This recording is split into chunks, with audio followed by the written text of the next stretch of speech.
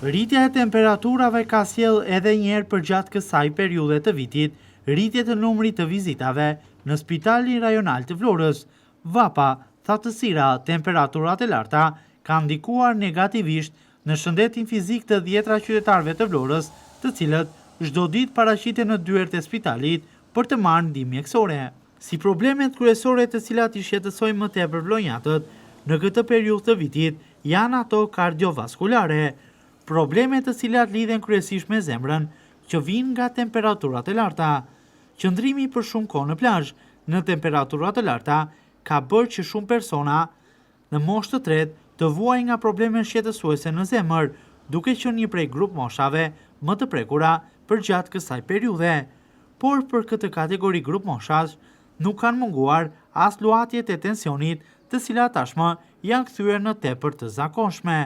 Si rrjedhojë e mungesës së konsumit të lëngjeve dhe ujit, qëndrimi për shumë kohë në diell dhe dehidratimi, në spital janë paraqitur dhe 10 pacient me mungesë të lëngjeve, të cilat vijnë kryesisht me simptoma si marrje mendsh, temperaturat të larta, ethe të lidhura ngushësisht me plazhin dhe qëndrimin për shumë kohë në të, por nuk mungojnë as rastjet e ftojes, si rrjedhojë e qëndrimit për shumë kohë në kondicioner për të përballuar vapën, që shfaqen me simptoma si park, të vjella, ethe dhe temperaturë. Nuk kanë munguar as raste të djegjes së lëkurës apo infeksione të ndryshme të marra kryesisht në pushimet në Bregdet. VAPA ka ndikuar drejt për drejt edhe tek shumë persona që kanë patur edhe më parë probleme me veshkat, duke i përkeqësuar ndjeshëm këto probleme, sa ka qenë nevoja për të marrë edhe ndihmë mjekësore.